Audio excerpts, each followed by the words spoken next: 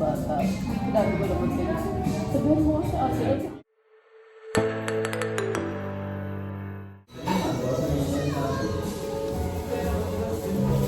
Meron pa yan sa ganda. Santo sa labas. Ito ba ako natin?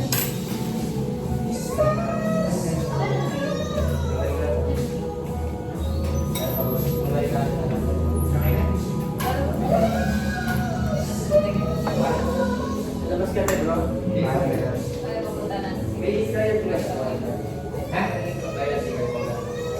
Ako pero ay pero mag-iwa ko. Kaya mo din.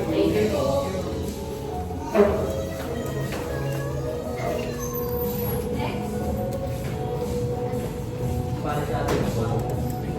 Bro, sa Pinay sa labas kaya sir. Dalawang belly cheese, carbonara, chickpeas spread. Oh. And then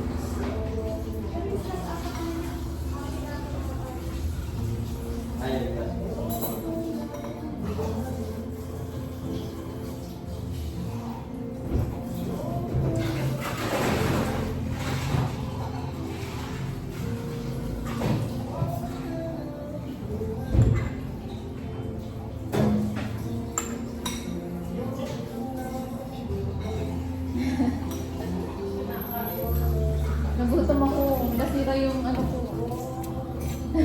Bakit order na yun? Time lang yan. Parang nagutom ako sa mga guys ko.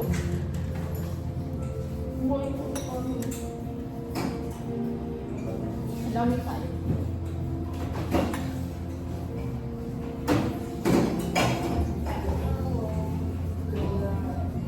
Nasira nga yung Jollibee ko eh.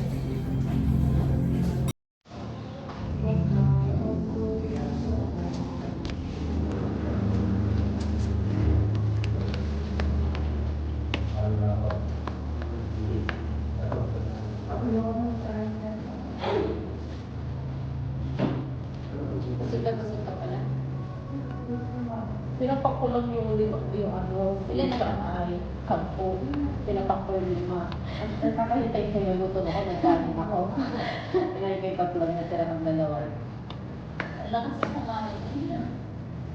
Hindi ko na bibigyan ng sarili ko. Buti ka nag-workout. Siyempre, napapangal ako ng cellphone.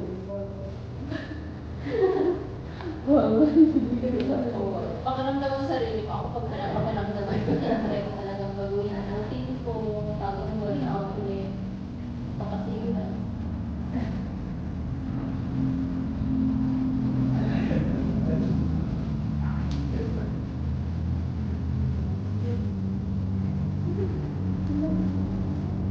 Ako naman, pakomplay nga lang ako sa umawa ko mula mo. Sa umawa. Okay lang kumain ng marami sa umaga, huwag lang sa gabi. Last isang day, or walang price. Saan yung mga ganun lang yun? Doon, puro kami na ako sinulat tinapos. Oo, isang araw 3 beses ako nagkakaroon sa kanya. Tapos siya kasi siyempre siya lalaki. Kaya sa pwede ko siya lagi kag-isahan. Sa umaga lang kumain ng marami. Kaya ang sabi ko, gabi ka naman ng mga super tinapay, kaso hindi siya pwede bumili ng mga yung mga tinapay. Napag, pag yung batang babae, Kasi ako medyo nakakapatid kasi inuubos ng kuya. Pero may time na parang ano lang gano'n. Parang nakapunan sila magsasabihin ko lang yung bata. Sinabi ko lang sila. Sabihin mo sa ate, eh, kasi pag-ulibot ako sa akin. Parang binatikot mo. Wala ko yung gusto ng kuya niya. Hindi ko na naging sa pinakailalim ng rep. Kasi sa ano. Siya lang kumakain. Eh, Hindi ka makain batang babae. hindi niya pinapaalam sa dyan.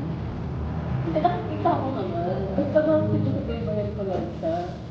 Eh, iniisip mo siyempre na sanay siya ang kasama niya ng cable na. Hindi, siyempre bahay ng tito niya, sanay siyang ganun diba? Tumita.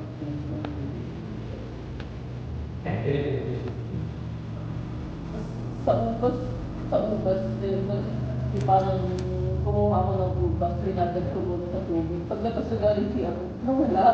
Kinain niya. Akala niya si kuya niya naglabas. Tapos sabi ko, ate, asan yung ubas ito? Pagtagal sa tubig, tinain ko ni kuya. Kahit siya naman ang kumain. Pare. Ano din?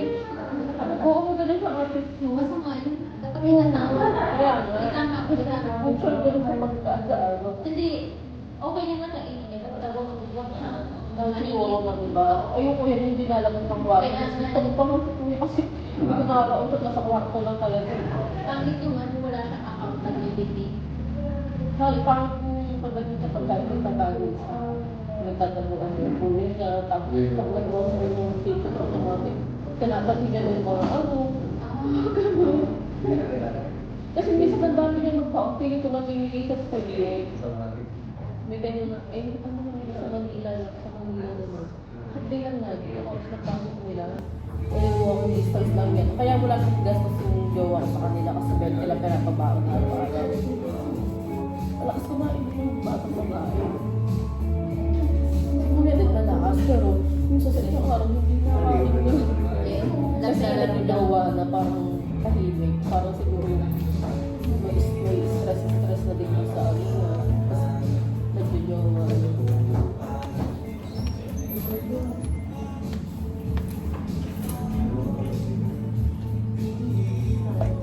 Pero iniisip ko, paano naman pag-bulging ng mga tapos, ano ko naglalagay ko sa kwarto namin, kung parang may drawer ka nalagay ng pagkain. Parang nakakaano naman.